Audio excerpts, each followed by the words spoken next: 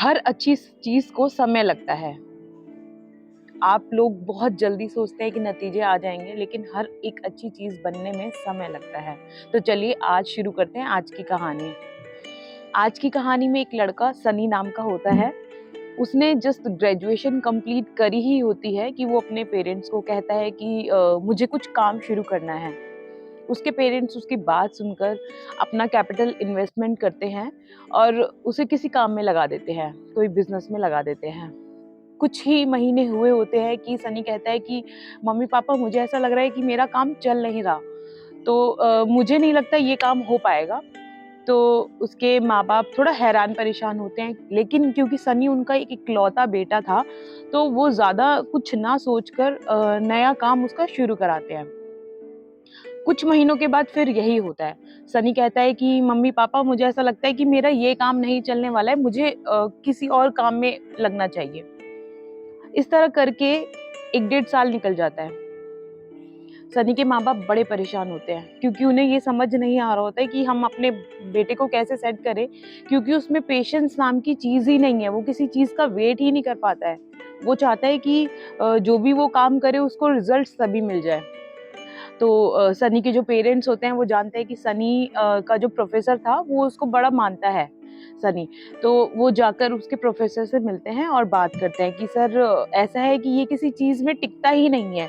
ये चाहता है कि या तो रिजल्ट इसको तभी मिले या ये काम चेंज कर देता है।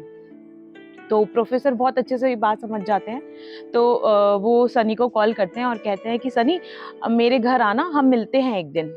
तो क्योंकि सनी उनकी बात को टाल नहीं सकता था, तो सनी उनके घर जाता है। तो वो सनी को कहते हैं कि सनी तुम्हें आम बड़े पसंद है। तो सनी का कहता है कि हाँ सर मुझे आम बड़े पसंद है। तो प्रोफेसर सनी को कुछ गुठलियां देता है और कहता है कि जाओ ये पास में मेरा बगीचा है, इसमें लगा के आओ। तो सनी सोचता है कि ठीक है सर कह रहे हैं तो मैं लगा के आता हूँ।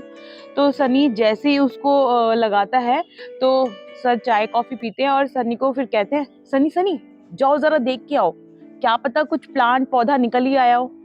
तो सनी सोचता है कि यार सर कैसी बातें कर रहे हैं, अभी तो मैंने गुठली लगाई है, अभी ये कह रहे हैं कि प्लांट निकल आया हो। तो लेकिन वो उनकी बात को टाल नहीं सकता था, तो वो जाके बगीचे में चेक करके आता है और सर को कहता है कि सर कुछ नहीं निकला। तो सर कहते हैं अच्छा कोई नहीं, वेट करते थोड़ा। फिर ऐसे ही आधा 1 घंटा बीत जाता है। तो सर कहते हैं सनी जाओ जाओ जरा चेक करके आओ, क्या पता अब कुछ रिजल्ट आ गया हो। तो सनी सोचता है कि सर को ये आज क्या हो गया, सर ये कैसी बहकी बहकी बातें कर रहे हैं, अभी तो गुठली लगाई, अभी क्या प्लांट इनको पूरा ट्री दिख जाएगा। तो वो कहता है कि चलो ठीक है। तो इसी तरह से सर उसको ना 2 या 3 बार मतलब भेज देते हैं। तो अब सनी इरिटेट हो चुका होता है कम्प्लीटली।